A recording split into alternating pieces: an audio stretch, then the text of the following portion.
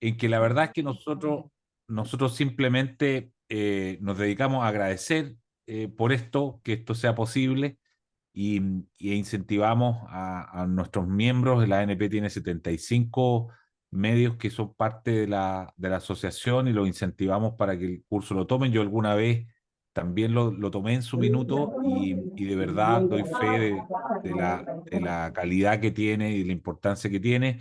Los periodistas, como muchas otras profesiones, probablemente todas o casi todas, necesitamos actualizar nuestros conocimientos permanentemente. El conocimiento se está duplicando todos los años o más que duplicando todos los años y por lo tanto es una especie de carrera contra el tiempo y este tipo de programas son fundamentales para nosotros. Así es que simplemente darles la bienvenida, desearles que sea un gran ciclo, agradecer al ESE una vez más de la Universidad de los Andes y esperamos que esta alianza dure mucho tiempo más. Así que muchas gracias, Cecilia.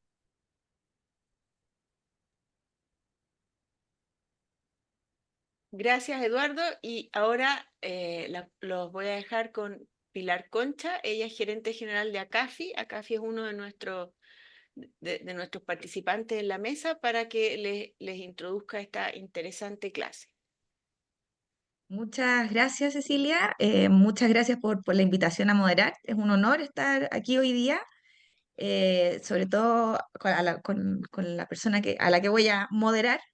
eh, y también aprovechar de agradecer la instancia de realizar este curso y la posibilidad de incluirlo en la Mesa de Educación e Inclusión Financiera, Cecilia, donde tú has hecho un gran trabajo. Así es que ojalá sea de su utilidad y yo espero poder sacar el máximo provecho a la exposición de Matías Brown. Él, para los que no lo conocen, él es profesor titular del área económica y finanzas del S Business y además es director de Credit Corp, de Red Bank. Y bueno, y para agregar, es PhD de Harvard. O sea, además en el fondo todo el conocimiento que tiene Matías, hoy día estamos frente a una premisa periodística. Él nos va a contar cómo se relaciona el crecimiento económico y la situación de las empresas. En general, este tema se ve por separado lo que ahí hizo Matías en este trabajo de investigación es mostrar cómo se relacionan a ambos factores. Así que muy buenos días, Matías. Muy buenos días a todos. Muchas gracias por la presentación. Bueno, les cuento un poco. Esta presentación se llama Economía y Empresa en el próximo medio siglo. La verdad, cuando estaba Voy a hacer pensando yo en el título de esto... Dale, Pilar. Perdón, solo un detalle práctico antes de que todas las preguntas las vamos a realizar al final de la presentación. Pongamos todos nuestros micrófonos en silencio hasta el final y ojalá pongan todas las preguntas que les vayan surgiendo en el chat. Yo después se las hago al final de la presentación a Matías. Eso. Perfecto, muchas gracias. Bueno, como les decía, yo estaba pensando cuál debiera ser el título de esta presentación. El S está cumpliendo hoy día, este año, 25 años de vida, entonces lo primero que se me vino a la cabeza es decir, bueno, nos vamos a hacer la economía de la empresa en los próximos 25 años. Pero después me puse a pensar un poco que tal vez en 25 años más yo todavía esté dando vuelta por aquí, así que me lo iban a sacar en cara si es que me equivocaba, así que decidí hacerlo los próximos 50 años. Y para tratar de predecir los próximos 50 años, ¿no es cierto? La idea era mirar los últimos 50 años, ver cuáles fueron las tendencias que afectaron tanto a la economía, a la macroeconomía, como a la empresa y tratar de pensar si es que esas grandes tendencias que te explicaron lo que sucedió van a seguir de aquí en adelante o no, ¿ya? Entonces, les voy a ir mostrando yo, ¿no es cierto?, qué es lo que fue pasando en la economía primero, y después les voy a mostrar, como decía la Pilar, el correlato que tiene esto a nivel de empresa. Porque finalmente esta economía, ¿no es cierto?, la producción se va generando, ¿no es cierto?, empresa por empresa. Así que todo lo que vemos aquí tiene que estar reflejado de alguna manera en la empresa. Entonces les voy a ir mostrando un poco qué es lo que ¿no es cierto?, las dos caras de la medalla, ¿ya? Afortunadamente yo he estado en ambos roles, en el rol de economista, en el rol también de financiero, así que me ha tocado un poco ver de todo. he estado también en la industria, trabajando mucho tiempo y en la academia, así que también trato de hacer un poco la mezcla de las dos cosas, ¿ya? Hacerlo práctico, pero hacerlo también con un fondo que sea efectivamente académico, ¿ya? Entonces, lo primero es para que no nos perdamos las conclusiones. O tal vez para, si ustedes tienen este ratito y después necesitan irse, bueno, aquí van a estar las conclusiones de todo que vamos a ir desarrollando de aquí en adelante. Es un poco para no perder. Entonces, lo primero es que el patrón de crecimiento en los últimos medios siglos, ¿no es cierto?, fue cambiando en cuanto al aporte que tuvo el capital físico, el capital humano y la productividad. La mejora institucional respecto del rol del Estado, la apertura comercial y el desarrollo financiero, junto con la estabilidad política y social, fueron determinantes básicos de qué es lo que fue sucediendo con la productividad y a su vez con la acumulación de capital físico. Esto, ¿no es cierto?, te entregó una serie de oportunidades y desafíos a nivel de los negocios, cambió el tipo de firma, su forma, la localización, la organización industrial, la relación de la firma con la sociedad. Chile compartió y se benefició de algunas de estas tendencias de la economía global y de otras no tanto. ¿Qué esperamos nosotros para el próximo medio siglo? Y me gustaría a mí, en la parte de preguntas, desarrollar lo más posible esta parte, ¿no es cierto?, que es lo que uno deberá esperar. Pero a grosso modo, ¿qué es lo que esperaría uno? Es que el próximo medio siglo no sea tan bueno en términos de crecimiento como el siglo pasado, que el crecimiento de la productividad va a ser menor. ¿Por qué? Porque estamos enfrentando, en vez de una globalización del comercio, una desglobalización, que el rol del Estado, en vez de seguir disminuyendo, empezó a aumentar de nuevo, y porque también estamos viendo más inestabilidad política social. ¿Ah? O sea, todas estas fuerzas muy importantes que impulsaron el crecimiento hacia atrás, hacia adelante no es tan claro que vayan a seguir sucediendo. Y, ¿no es cierto?, los avances tecnológicos probablemente vayan a favorecer más al capital humano. A nivel de empresa, uno deberá ver que las empresas, ¿no es cierto?, disminuyan sus resultados, básicamente por los menores márgenes y un mayor costo de financiamiento mirando de aquí en adelante. Y el sostenido de este avance tecnológico va a de nuevo requerir que las empresas vayan definiendo cuál es su modelo de negocio, lo vayan ajustando, ¿no es cierto?, a cómo va cambiando la cosa, y también cómo las firmas se organizan internamente y cómo cumplen también su rol dentro de la sociedad.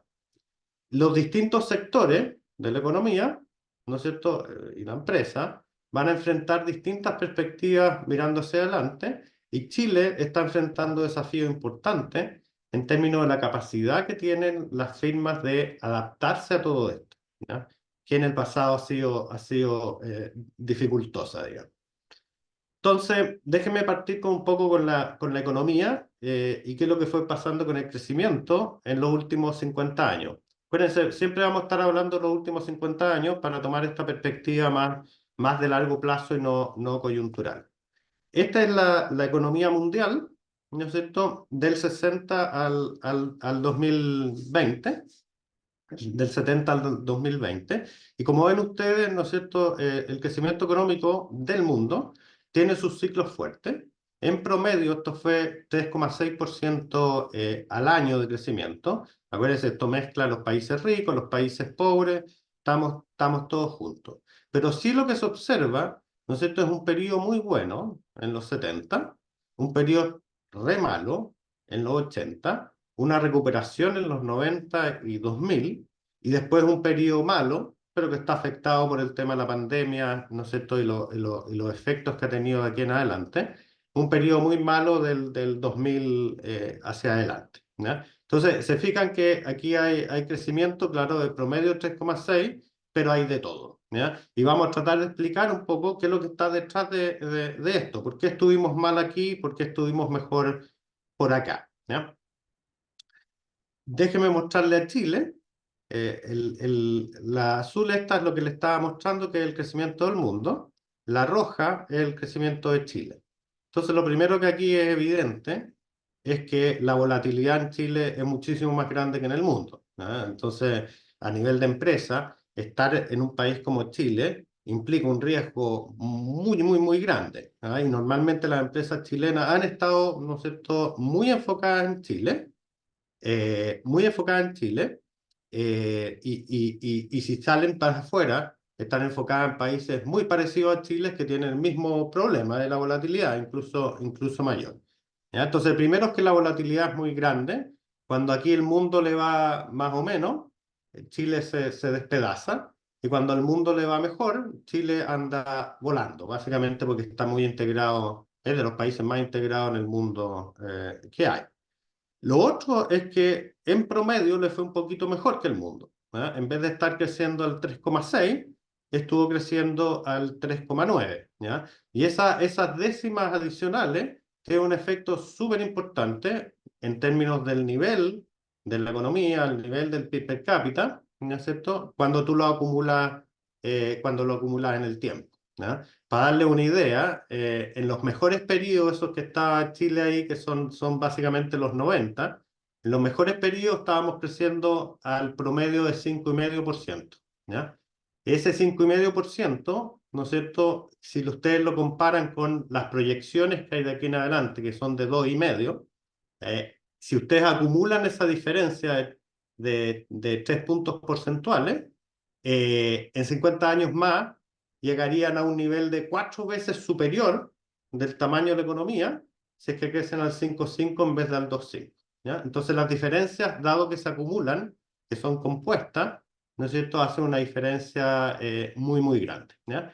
Y eso también explicó por qué Chile fue convergiendo hacia los países más desarrollados, todavía muy lejos, pero fue convergiendo en estos últimos años.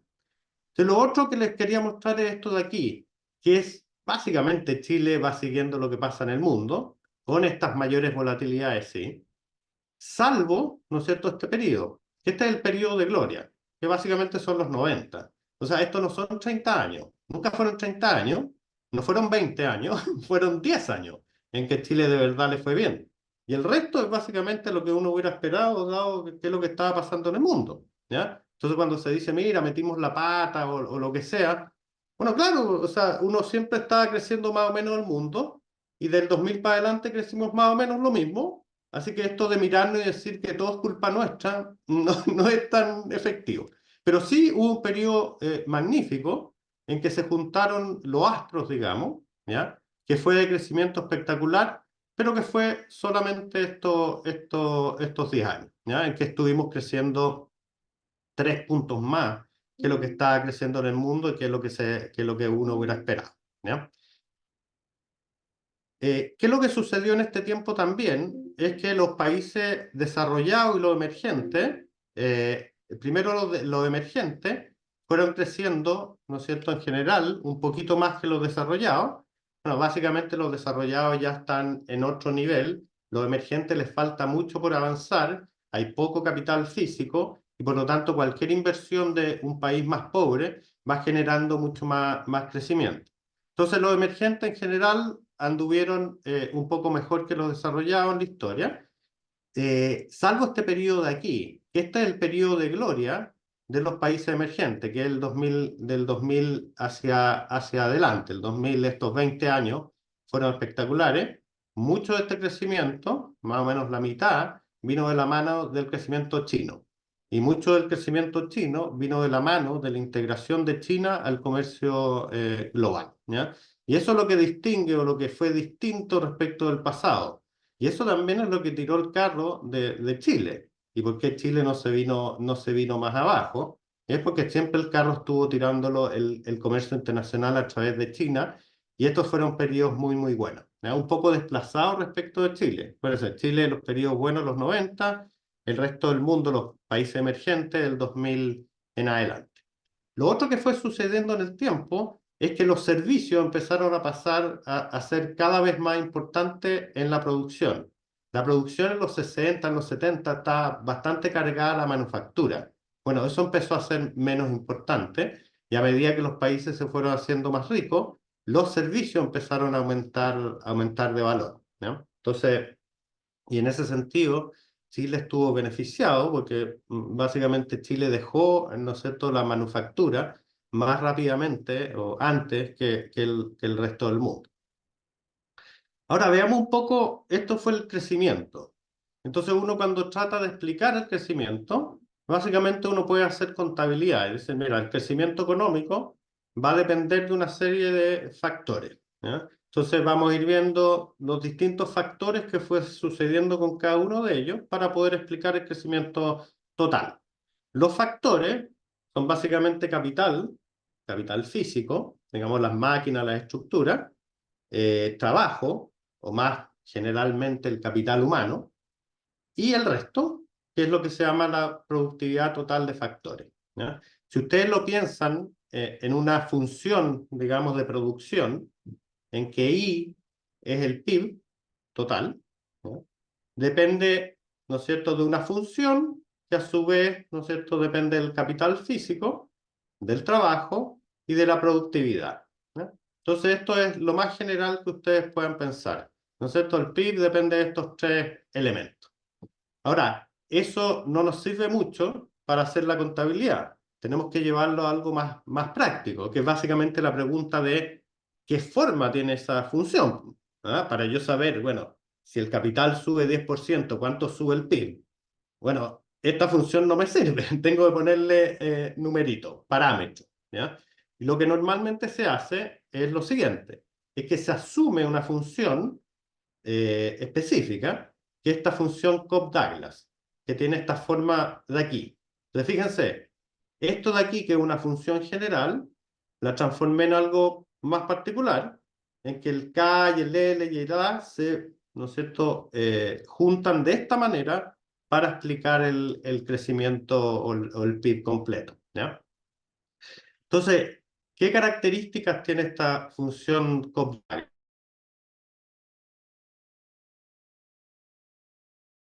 Y las que nos van a preocupar y vamos a tratar de estar haciendo o comentando al respecto.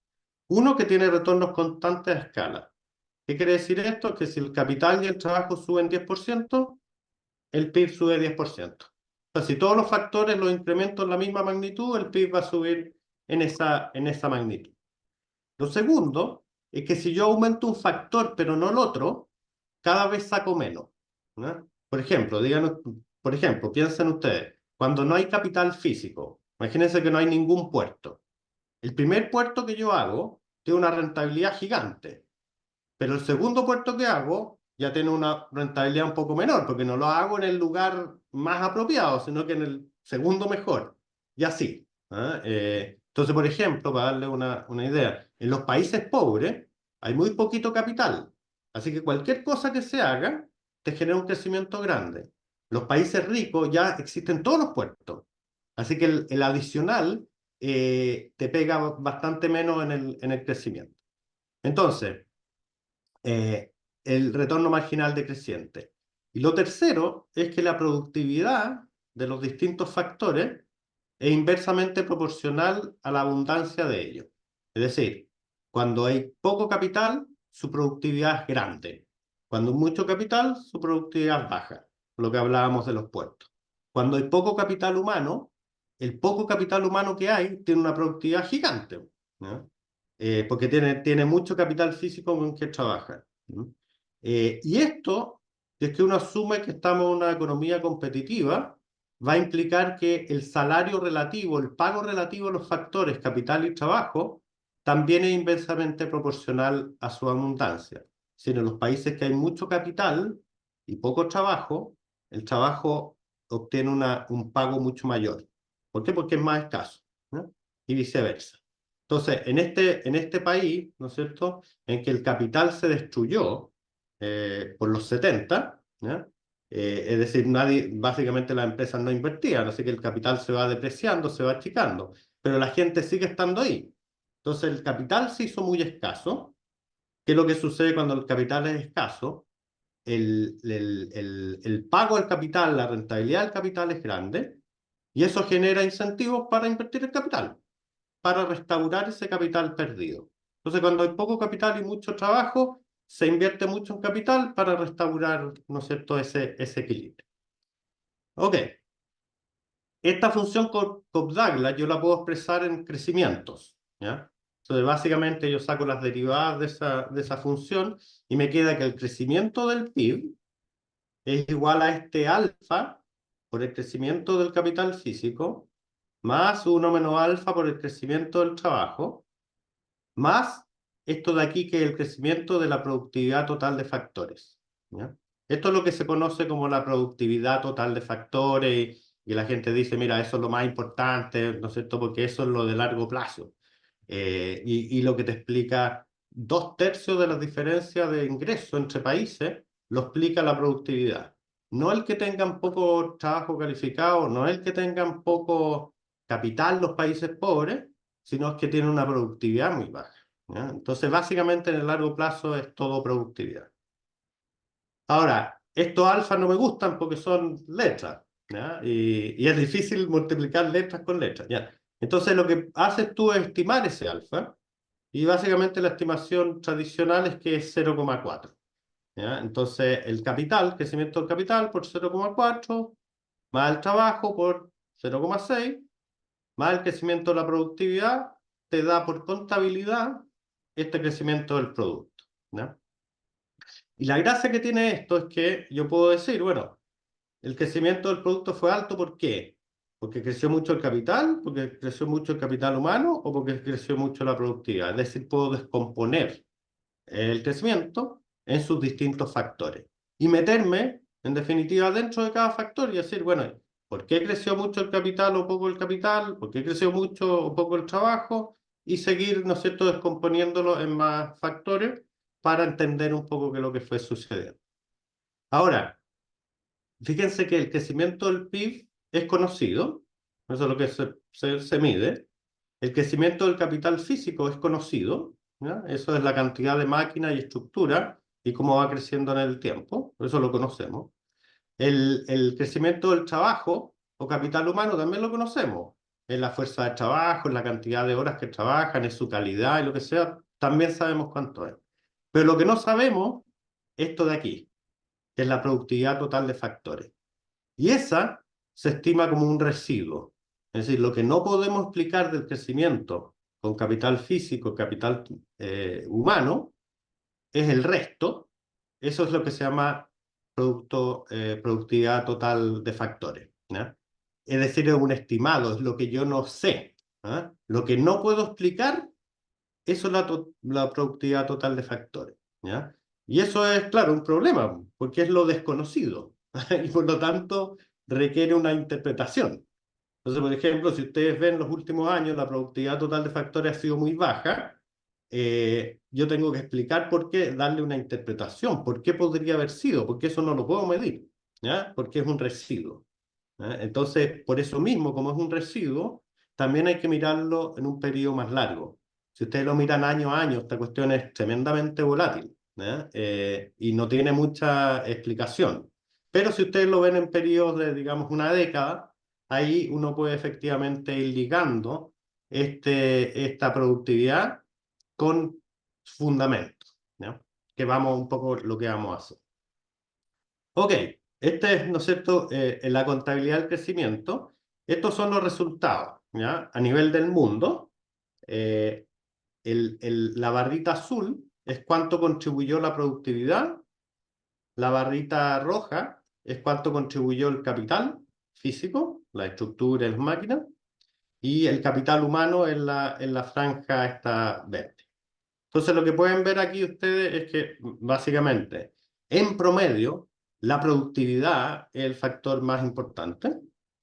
El segundo factor más importante es el capital físico. Y finalmente, el capital humano. ¿Por qué no es tan importante el capital humano? Porque va creciendo muy poquito, ¿ya? Porque es básicamente la población y la calidad de la población. El capital físico, ¿no es cierto?, crece más rápido, pero también es mucho más volátil. Y la productividad es la más volátil de todo, porque en parte porque se mide como un residuo, ¿ya? Y por lo tanto es lo que quedó ahí que yo no puedo explicar. Ya, dicho eso, ¿ya? En promedio, acuérdense, el mundo creció 3,6.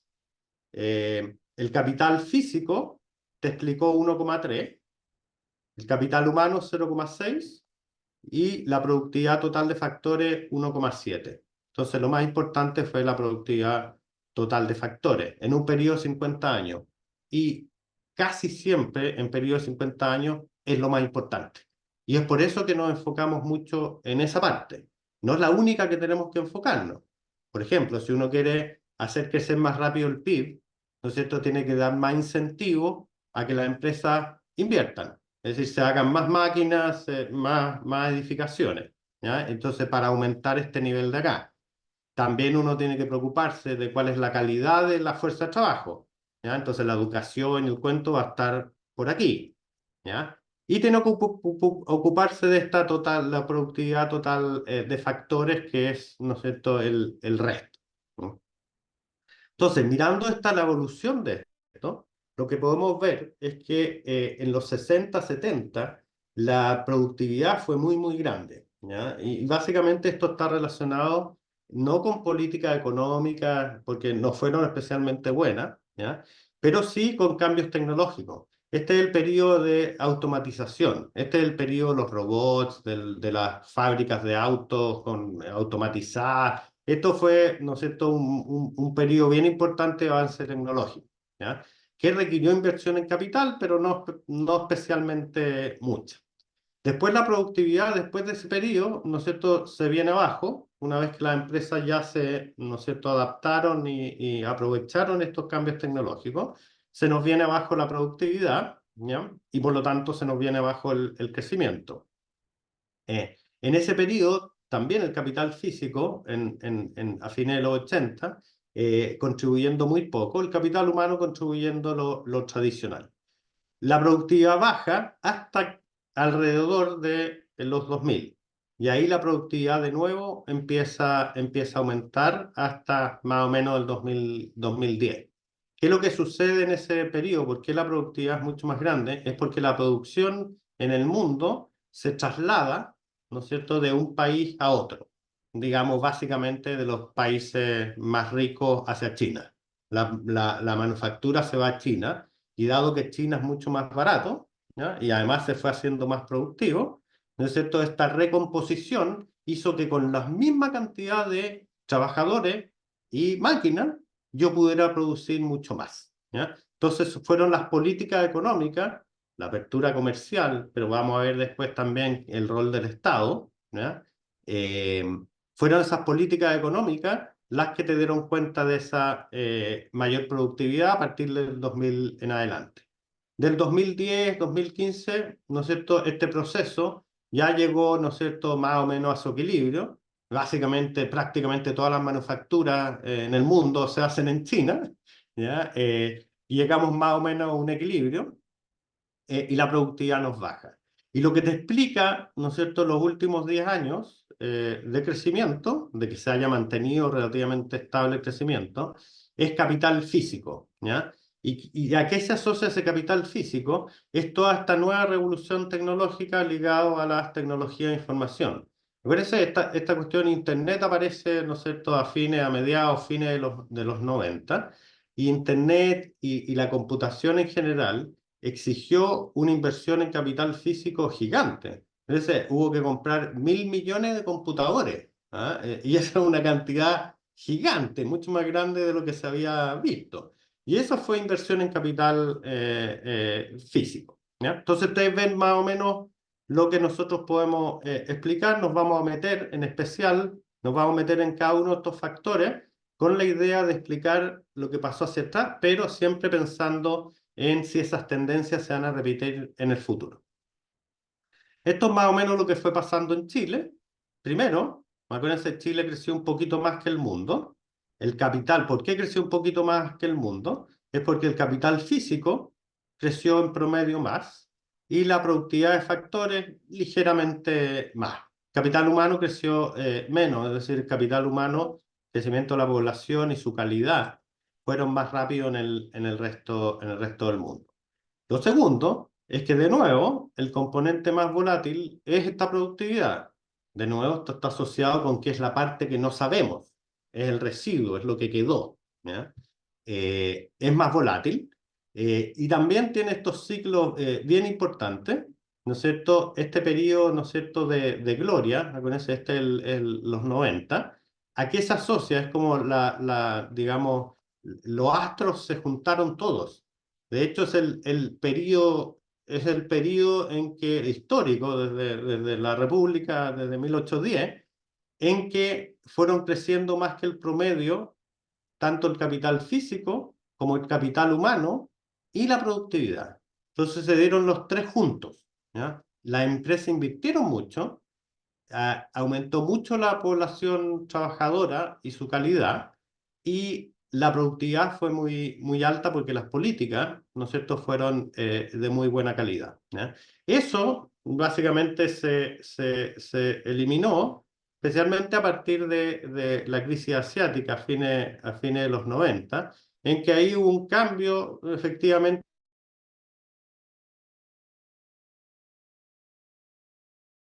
cómo enfrentaba la economía, ¿ya? Y ahí se fueron haciendo una serie de reformas y cambios que fueron rigidizando. Les voy a mostrar un poquito más, y la productividad en definitiva fue más baja. Lo que ha mantenido relativamente arriba el crecimiento en estos últimos periodos ha sido básicamente acumulación de capital. Y ahí tienen básicamente la acumulación de capital ha sido sector eléctrico, el sector minero especialmente, y algo la construcción. En eso ha estado enfocado. Déjenme mostrarle un poco qué ha pasado con la tasa de inversión. En el mundo la tasa de inversión más o menos se sitúa en el 25% del PIB. En algunos países mucho más alto, en China en su momento 50% del PIB. Y Chile, nosotros, si ven ustedes, en los 60, 70 y 80, la tasa de crecimiento, la inversión, la tasa de inversión, que es lo que te da cuenta del crecimiento del capital físico, fue tremendamente baja. Nosotros no crecíamos porque las firmas no invertían. Las firmas no invertían porque las rentabilidades de invertir no se veían especialmente buenas. Todo eso cambió de los 90 para adelante, en que la economía se estabilizó, se impuso, se mantuvo un modelo de economía y de Estado más o menos estable y de buena calidad, y básicamente Chile empezó a invertir lo que normalmente se invierte, ¿ya? Entonces, de nuevo, claro, hay un periodo que es un poco mejor que el resto del mundo, que este de aquí, pero de nuevo nos alineamos con el mundo. Entonces, esto no es como el milagro chileno, es básicamente el milagro de haber pasado de un país que lo hacía muy mal a un país que lo hacía más normal, un poquito mejor que normal, digamos. Ese es como el milagro chileno. Esta es la razón de capital a producto. Lo que les decía es básicamente cuánto capital hay respecto de la economía. Y Chile aquí en los 60, 70 tenía muy poquito capital, ¿ya? Y por lo tanto, una vez que las cosas mejoraron, el incentivo de la empresa a invertir en capital, a aumentar ese capital, fueron mucho mayores. Cuando hay poco capital, la rentabilidad del capital es muy grande, ¿cierto? Y por lo tanto hay incentivo de invertir. Y a medida que tú vas invirtiendo, que pasó en Chile, ¿no es cierto?, ese capital se va recuperando. Y hoy día tenemos más o menos el nivel que existe en el resto del mundo, ya más o menos que convergimos, ¿ya? Mirándolo de esta forma, se fijan ustedes que básicamente pasamos un periodo muy malo a estar normal, ¿ya? Entonces, salvo que pase algo muy espectacular en Chile, muy distinto, vamos a seguir más o menos de la mano de lo que vaya pasando en el mundo, ¿ya? Eso es lo normal. Y no tendríamos que esperar algo distinto, ¿ya?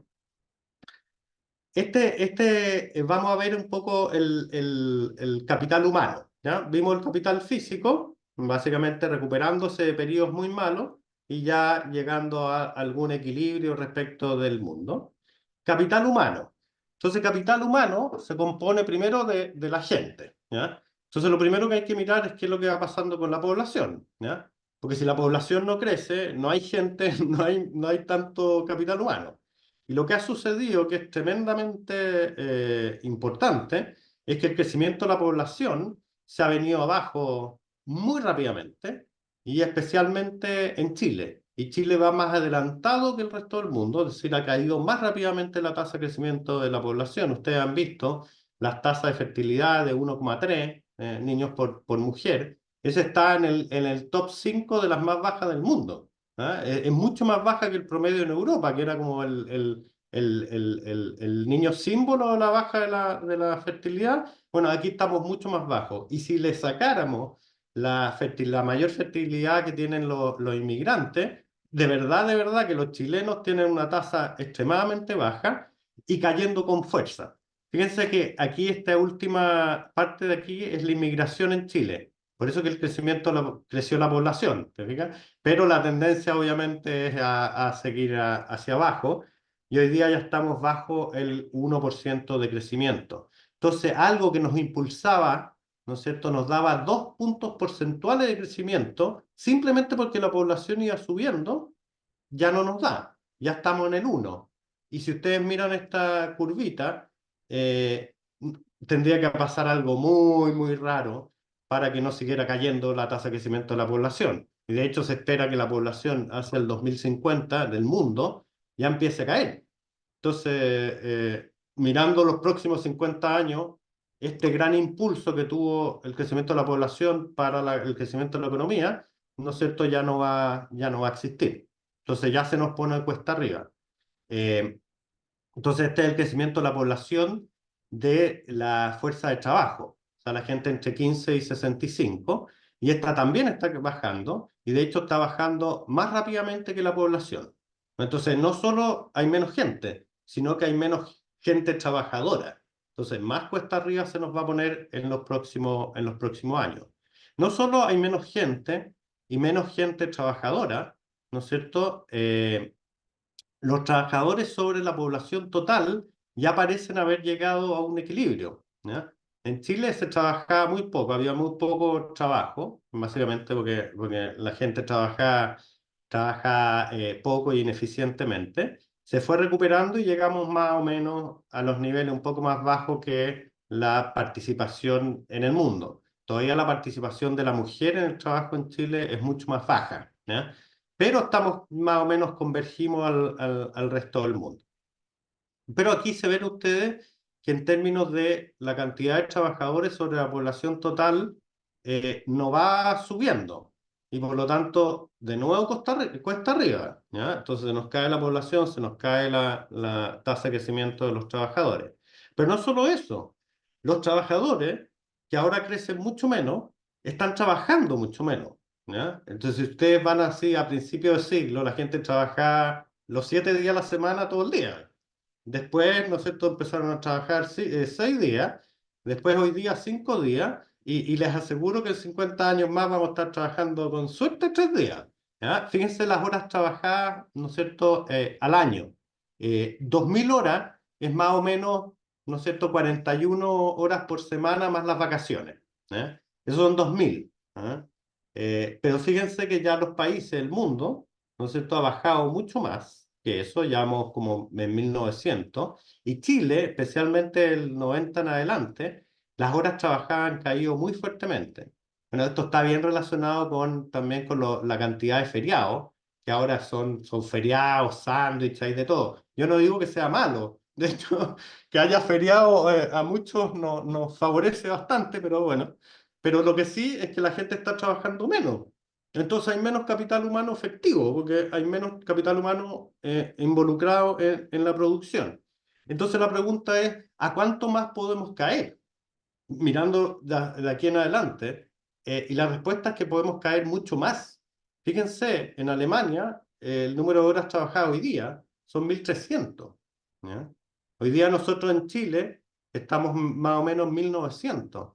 Entonces podemos caer, ¿no es cierto?, 50% más en las horas trabajadas. ¿Ya? Entonces ya viene cayendo muy rápidamente, podríamos seguir cayendo mucho más. Y es probablemente lo que vaya a pasar, especialmente si hay avances tecnológicos que nos permiten, ¿no es cierto?, una mayor productividad del trabajo, del capital humano. Ahora, lo que sí es cierto es que la calidad del capital humano ha ido subiendo. ¿Ya? ¿Por qué? Porque básicamente los alumnos se han ido educando. Pero de nuevo, aquí ya uno topa un techo. Una vez que, claro, en el 70, la mitad de los niños terminaban la secundaria.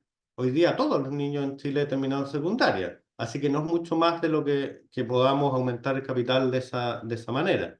Y claro, uno podría decir, ya, ok, la educación terciaria, y ahí nos falta, pero en educación terciaria todavía ya estamos a los niveles de los países desarrollados, estamos como en Estados Unidos, en que más o menos 2/3 de los niños que terminan la secundaria van a algún tipo de terciaria. Entonces ya también estamos llegando al techo en términos de calidad del capital humano.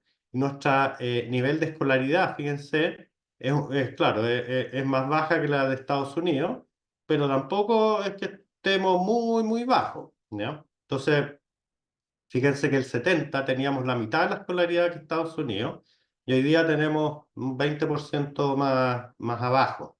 Entonces aquí también ya estamos llegando a un equilibrio en que uno no esperaría que siguiera subiendo la calidad del capital humano mucho más que eso. Entonces este es el capital, el stock de capital por trabajador. Hoy día los trabajadores, dado que son menos, están creciendo menos, para ser más preciso, y el capital físico sigue creciendo, cada vez hay más capital físico. Hoy día el capital físico no es el factor limitante, es más bien el capital humano. En los 70, claro, el problema era que no había máquinas, no había construcciones, no, porque no había inversión. Hoy día el capital físico es casi gratis, ¿ya? Entonces nadie está preocupado porque no tenga el capital con que trabajar. Lo que la gente está preocupado es que no hay gente para trabajar, ¿no? Esto es el nivel de la distribución, ¿ya? Entonces tenemos capital humano, pero hay que preguntarse sobre cuánto se lleva cada uno de ellos, ¿ya? Y este es el porcentaje de la producción, que es la producción en total, hay que dividirlo en el pago de los factores que generaron la producción, ¿ya? Este es el ingreso del trabajo sobre el PIB, es decir, el pedazo de la torta que se llevan los trabajadores. Entonces, fíjense que en el mundo, esto era más o menos 60%, ha ido cayendo un poco, estamos llegando como al 50%, es decir, la mitad de la torta se la lleva el trabajador, la otra mitad se la lleva el dueño del capital. En Chile estábamos más o menos en esos niveles respecto al mundo, hasta más o menos el 2000. Y de ahí hemos ido cayendo bastante el ingreso del trabajo. Y ya estamos llegando a niveles de 45% y menos, que es bastante menor que en el resto del mundo. Entonces, cuando uno se pregunta por qué la gente habrá estado saliendo a la calle, bueno, porque el pedazo de la torta que le estaba llegando era menor que el acostumbrado, probablemente. Y cuando la gente dice, oye, yo no veo reflejado toda esta maravilla que ha pasado en Chile en el crecimiento en mi salario, bueno, esto es el reflejo de eso. Esta es la cantidad que se lleva al trabajo respecto de lo que se generó completo, ¿no? Y eso es un problema, ¿no? Porque al parecer estamos bastante más bajos que lo normal, y eso no suena sostenible. Finalmente, este es la productividad total de factores. El crecimiento de la productividad, básicamente en Chile, un poquito mejor que el mundo. ¿Qué es lo que te explica? Y vamos a entrar en detalle en esto. ¿Qué te explica esa productividad? Básicamente innovación tecnológica, que era lo que tenía en la cabeza la gente, ¿no es cierto?, cuando hablaba de esto, o tiene normalmente en la cabeza la gente, que estuvo cercana al capital físico. Como les decía, un poco el tema de se genera este cambio de las tecnologías de la información, pero eso exige invertir en mucha máquina para poder aprovecharlo. Lo segundo, que es más importante, es que hubo una mejora institucional. La cancha, las reglas del juego se pusieron más favorables al crecimiento económico, ¿ya? En particular el rol del Estado.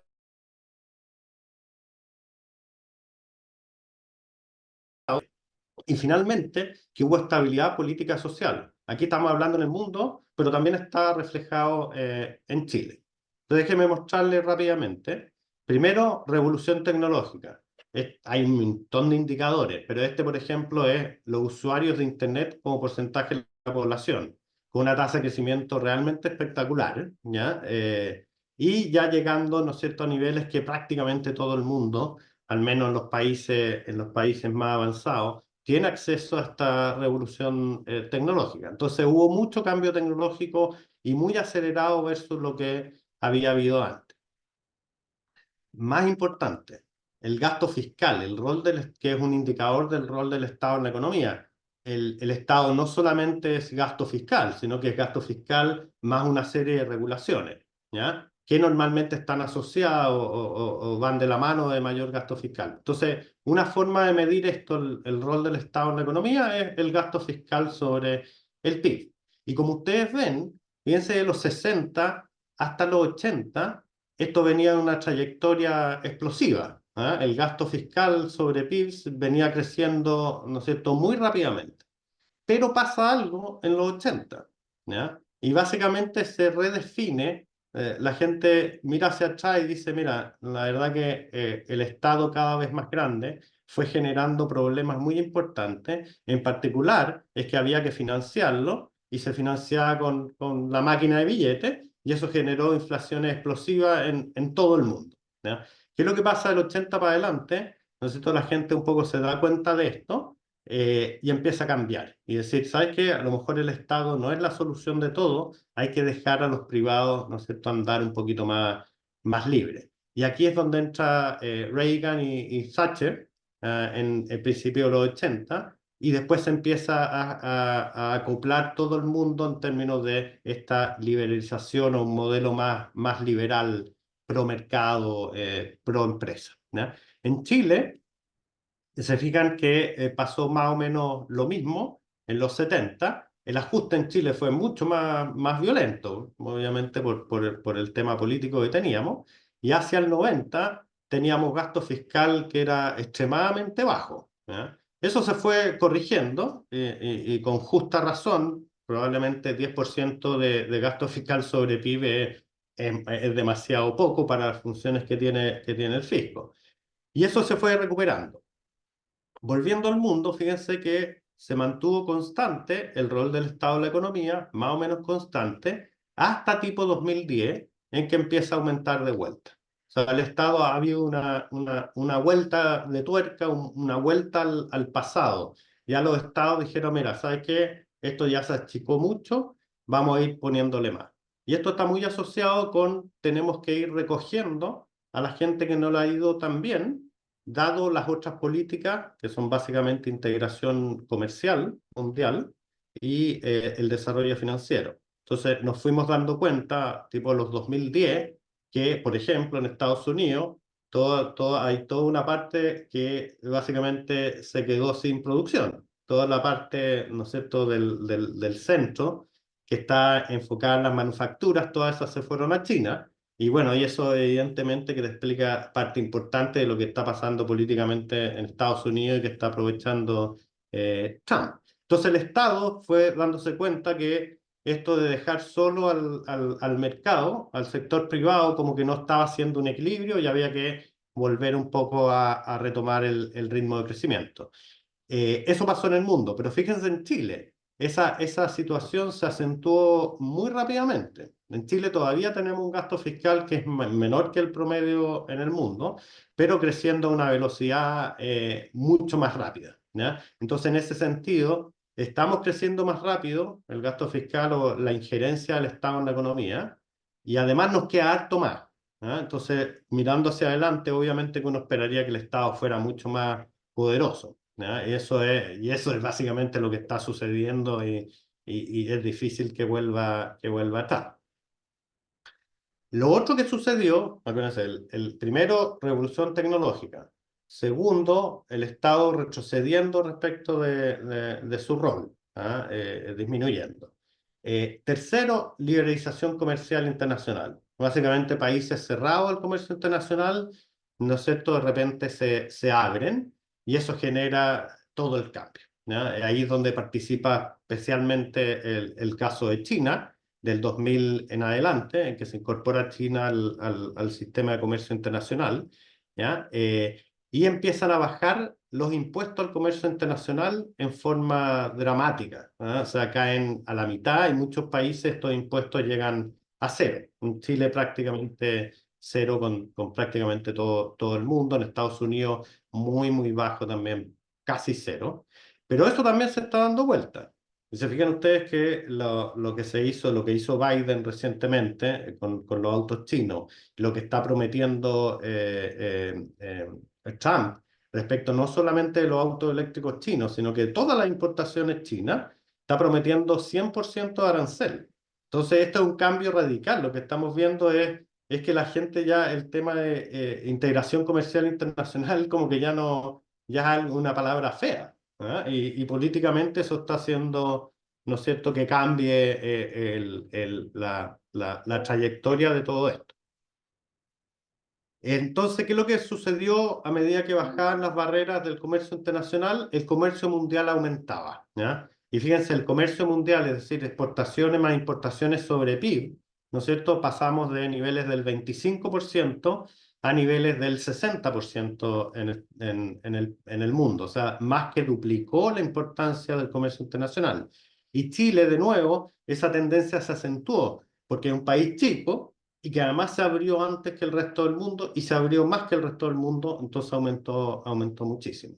Entonces, de nuevo, mirando hacia adelante, si es que esta integración comercial internacional empieza a perder fuerza, como se ve claramente que a partir del 2010 empieza a perder fuerza, o por lo menos no sigue con la trayectoria ascendente, y en términos políticos estamos viendo que en todas partes está perdiendo fuerza.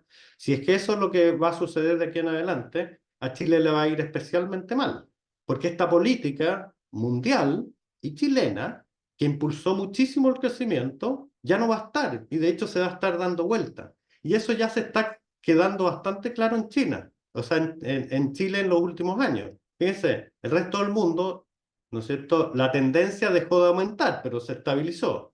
En Chile no es que dejara de aumentar y estabilizar, sino que se vino abajo con todo. Entonces, esto también es un problema chileno bien especial. O sea, lo que sucede ahora en Estados Unidos va a ser muy importante con Chile. Y Chile, además, políticamente se ve enfrentado a un problema grande, que es básicamente que las exportaciones van a China, ¿ya? Pero nuestra alineación política tradicional, natural, es con Estados Unidos. Entonces, ¿qué es lo que vamos a hacer? No nos podemos ir ni por uno ni por otro, porque vamos a quedar mal con los dos. ¿Ah? Entonces, eso también es un problema político chileno. Lo otro que sucedió en este periodo, que impulsó también mucho el crecimiento, fue la liberalización financiera y el desarrollo del sistema financiero. Básicamente lo que teníamos, ¿no es cierto?, en los 60, en los 70, incluso en los 80, era que el sistema financiero estaba completamente intervenido por el Estado. El Estado fijaba las tasas de interés, el Estado distribuía el crédito entre los distintos sectores de la economía. De hecho, el Estado tenía los bancos de desarrollo, incluso bancos comerciales, que eran básicamente los más importantes. Esto empezó a cambiar, se liberalizó el sistema, se dijo, mira, las tasas de interés y el crédito que lo resuelvan los privados, y que vaya donde sea que vaya, ojalá que vaya a los sectores que tienen más rentabilidad. Y además se integró el mercado financiero internacional.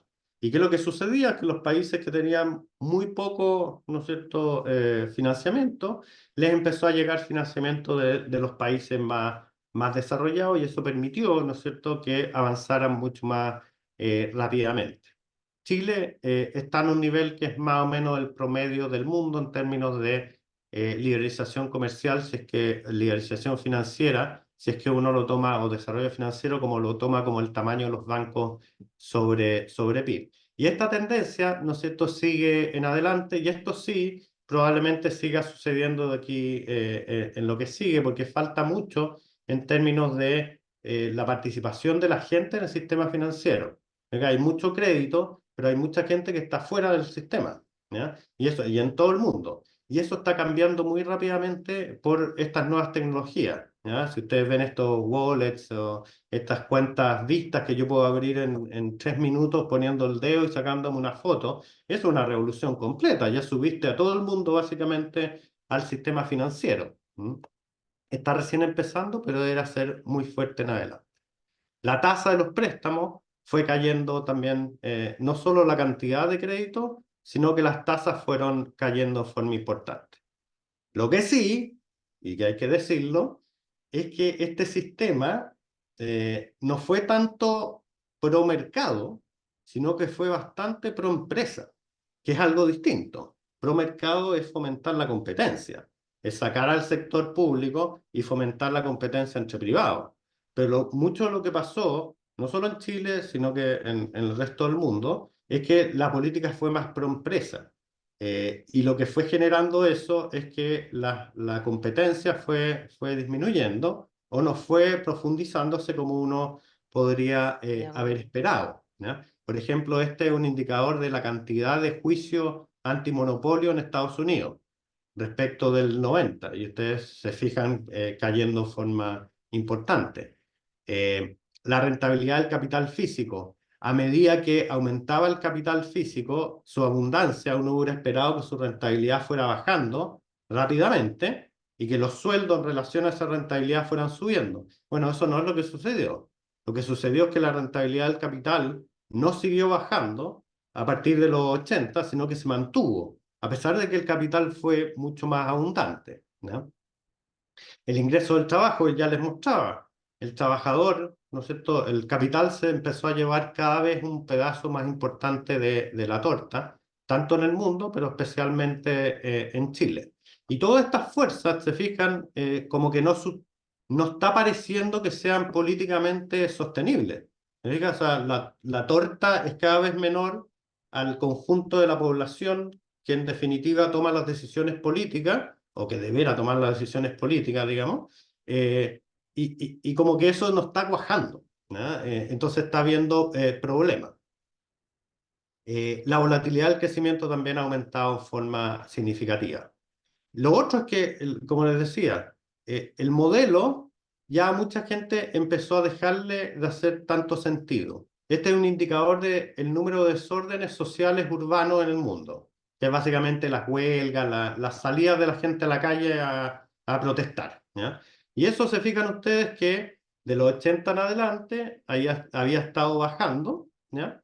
Pero de los 2000 y especialmente el 2010 en adelante volvimos a niveles que son los más altos que hemos tenido. Es decir, la gente salió a la calle. ¿Por qué? Porque supuestamente no les gustó mucho el cómo se estaba repartiendo la torta. Y eso es un problema, porque esto es lo que genera, ¿no es cierto?, los cambios políticos. Este es el número de partidos populistas en el poder, en Europa en particular. Entonces, fíjense que, claro, si yo soy populista, veo a la gente en la calle, bueno, ¿qué es lo que quieren ustedes? Bueno, eso es lo que voy a decir que les voy a dar. Y es evidente en todas partes, especialmente en Estados Unidos, evidente que el populismo, ¿ya? Entonces esto va generando también que, mirando hacia adelante, la cosa se ponga un poco más complicada. Los conflictos armados, que es esta paz, digamos, internacional, que también fue bien importante, también se está, ¿no es cierto?, pareciendo que ya está quedando atrás con la guerra en Rusia, con la guerra en Israel. Entonces esto no es tan obvio que esa paz se vaya a mantener. Eso sí, el bienestar ha subido muchísimo, ¿ya? Y uno esperaría que siguiera subiendo, pero no a tal magnitud. Fíjense que el PIB per cápita, bienestar medido como PIB per cápita, ingreso, ¿no es cierto?, muy en ascenso, especialmente en Chile, pero cuando ustedes le preguntan a la gente cuán feliz es, ¿ya?, en las encuestas estas de valores, de felicidad en el mundo, la verdad que la gente no se encuentra tan feliz. Entonces la gente es más rica, pero menos feliz que lo que era antes. Entonces, de nuevo, aquí hay una sensación de que las cosas funcionó muy bien, nos fue muy bien, crecimos muy rápido, pero como que no es lo que va a pasar, porque ya no me gusta mucho la forma en que lo hicimos, ¿ah? Y quiero un resultado un poco distinto, no estoy tan contento, estoy saliendo a protestar en las calles, eso está generando cambio en política hacia mayor crecimiento del Estado, mayor injerencia del Estado, menos la desglobalización, ¿ya? Y cosas que, ¿no es cierto?, impulsaron mucho el crecimiento hacia atrás y que obviamente de aquí para adelante no deberán seguir tanto en adelante. Déjenme darle muy rápidamente para dejar después de preguntas respecto de qué es lo que ha estado pasando en la empresa, y podemos profundizar más en la parte de preguntas y respuestas. Pero básicamente la empresa es lo que está al otro lado, lo que te explica el agregado que es la economía o la macroeconomía que estábamos viendo. Primero, ¿qué es lo que sucedió con la empresa? se internacionalizaron. Este es el número de firmas multinacionales en Estados Unidos, que es donde podemos medirla más fácilmente. Fíjense, del 80 en adelante, a medida que los aranceles caían, las barreras caían, las empresas se fueron haciendo muy, muy internacionales, ¿ya? Ahora se ha llegado a un peak aquí, a un equilibrio en los últimos años, pero esto impulsó muy, muy rápidamente al cambio en la forma en que las empresas enfrentaban, ¿no es cierto?, sus mercados. Ahora el mercado era el mundo completo. Segundo, las firmas operando en más de dos sectores. ¿Qué es lo que es esto? Es básicamente el foco, ¿ah? Las firmas se fueron enfocando. Antes las firmas eran mega conglomerados que hacían de todo. Bueno, en Chile sigue habiendo bastante de eso. Pero en el mundo más desarrollado las firmas empezaron a decir, bueno, pero yo soy solo una cosa la que lo hago bien y me voy a enfocar en esa cosa. Entonces estas firmas con muchos sectores, en muchas industrias, ya están quedando en el pasado. Lo otro es que me desintegré verticalmente. No solo me enfoqué en el mercado del producto, en este producto que es el que hago muy bien solamente, sino que además dije, ¿y sabes qué? No voy a hacer toda la cadena productiva. No voy a ser yo el que saque el mineral y además después procese el mineral, después lo transforme en una batería y después lo meta dentro de un auto y haga el auto y venda el auto. Esa cuestión no tiene sentido, aunque al parecer ese es como la que tienen en la cabeza nuestros políticos respecto al litio, pero en general eso nunca ha tenido sentido. Entonces lo que se fue haciendo es partir esta cadena de suministro y decir, mira, ¿sabes qué? Yo no voy a hacer el computador y los chips, sino que el chip lo van a hacer en Taiwán, el computador lo van a hacer en China y yo voy a hacer la marca del computador, ¿ya? Entonces fueron desintegrando y generando estas cadenas de valor. Esas cadenas de valor generaron una, ¿no es cierto?, una mayor productividad, mayores márgenes para la empresa. ¿Qué es lo que sucedió ahora, especialmente después de los temas con China y después de la pandemia?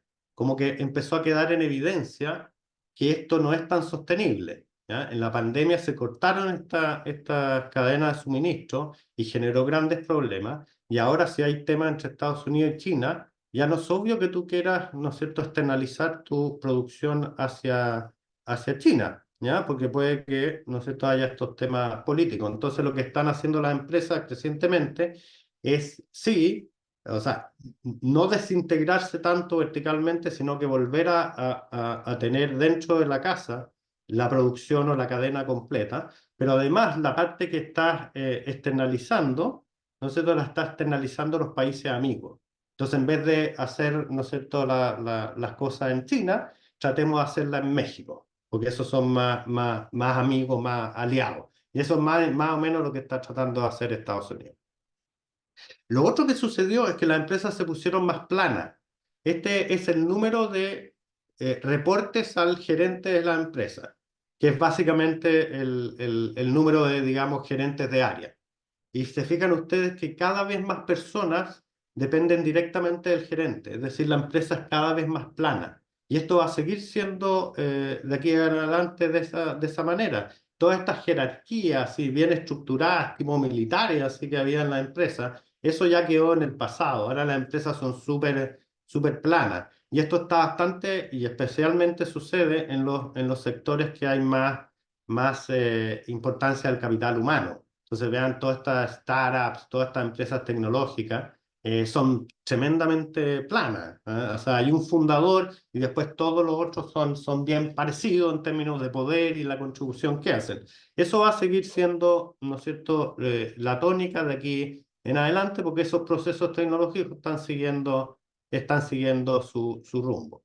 Lo que sí sucedió, y que tiene este correlato que les decía yo en cuánto se lleva el trabajo versus el capital, es que la concentración fue aumentando. Y unas pocas empresas, primero hay un periodo de liberalización, ¿cierto? El periodo de Thatcher, Reagan, en que entran los mercados. Y ahí la concentración va bajando. Las ventas de las empresas top 50 en Estados Unidos versus todas las empresas, ¿ya? Entonces, en los 70, un tercio de todas las ventas eran las 50 principales, ¿ya? Después eso fue cayendo muy rápidamente, pero empezó a rebotar a partir de los 2000. Entonces, todo este periodo que fue libre mercado, digamos, empezó a ser más bien libre empresa, proempresa, en estos periodos. Y hoy día la concentración ya volvió a los niveles que teníamos antes. Entonces, unas muy pocas empresas muy grandes están dando cuenta de la producción en el mundo. ¿Y cómo fue sucediendo esto? Es que se fueron consolidando las empresas. Este es el porcentaje de las firmas en Estados Unidos que han tenido actividad de fusión y adquisición. ¿Se fijan ustedes? Claro, cuando aparece un competidor de Microsoft, digamos en algo en particular, Microsoft en vez de competirle va y lo compra. ¿Ah? Y ustedes ven que estas grandes tecnológicas van comprando, no sé, 2, 3 compañías a la semana. ¿Ah? Entonces, son básicamente conglomerados que van juntando a toda la competencia. Lo que está pasando aquí ahora con OpenAI y Microsoft, efectivamente es parte de eso. Entonces se fueron consolidando y empezó a haber una diferencia importante en cómo le va a las top empresas, a las más grandes de todas, respecto del resto. ¿Ya? Y si bien antes las empresas grandes y las chicas tenían más o menos el mismo retorno sobre el patrimonio, cada vez hay una diferencia más importante. Unas poquitas empresas que le va increíblemente bien y el resto que ya no le va tan bien. ¿Ya? Entonces, este desequilibrio también empiezan a generar problemas políticos, en que empiezan a decir, bueno, sabes que aquí hay unas poquitas empresas que le va increíblemente bien y dado que les va increíblemente bien, tienen un poder demasiado grande en el tema político. Y después tenemos muchas empresas que están como quedando de lado. Y esa parte del discurso en Estados Unidos es bastante obvio. Y esas empresas que le está yendo muy bien, son básicamente las grandes tecnológicas. ¿Ya? Entonces, este es el resto de la empresa, la rentabilidad sobre el patrimonio. Estas son las tecnológicas. ¿No? ¿Y por qué le ha estado yendo muy bien? O sea, primero, esto no es solamente las empresas grandes. Este es el porcentaje, las utilidades de todas las empresas en Estados Unidos, después de impuestos. Normalmente están en el rango de 6.000 millones, 6 trillones, y hoy día están casi al doble de eso. Entonces, aquí ha habido un cambio muy importante. ¿Y por qué? Es porque los markups, es decir, los márgenes, esto es básicamente la utilidad operacional sobre las ventas, esos márgenes están mucho más altos que lo normal. Entonces, cuando se dice, mira, lo que pasa es que las empresas se están llevando mucha plata es porque están cobrando bastante más que lo que cuestan las cosas. ¿Y por qué? Es porque el costo de las cosas bajó mucho, porque ahora la hago en China. ¿Se fija? El mismo iPhone, en vez de, si lo hiciera en Estados Unidos, tendría un margen chiquitito, pero dado que lo hago en China, tiene un margen mucho mayor. Entonces, en gran parte está pasando eso. Las ventas de las compañías siguen creciendo muy rápidamente en Estados Unidos. Entonces, las compañías, especialmente las grandes, van creciendo muy rápido, tienen un retorno muy importante y se va consolidando y concentrando, ¿no es cierto?, la actividad. Y eso va generando problemas. Uno de los problemas es que la innovación normalmente se hace por empresas pequeñas, no por empresas grandes. Son las empresas chicas las que innovan. ¿Ya? ¿Y cuál es el problema? Es que las empresas chicas son cada vez más chicas y menos. ¿Ah? Y las empresas grandes se las van comiendo y terminamos con un equilibrio en que hay menos innovación en el agregado. ¿No? Y lo mismo con la productividad. Los costos del financiamiento probablemente empiecen a ir hacia arriba, que lo que sucedió en el pasado es que había muchos de estos baby boomers, básicamente ahorrando mucho, y por lo tanto había mucho ahorro para la inversión que tú querías. Ahora esos baby boomers empiezan a gastarse los ahorros, y por lo tanto ya no hay tanto para invertir, las tasas de interés van hacia arriba. Y esto va a generar básicamente que los retornos de las acciones empiecen a ser menores de los que hemos estado acostumbrados hacia atrás. Déjenme parar aquí para abrir la discusión y ver un poco las preguntas que ustedes tienen. Pero básicamente la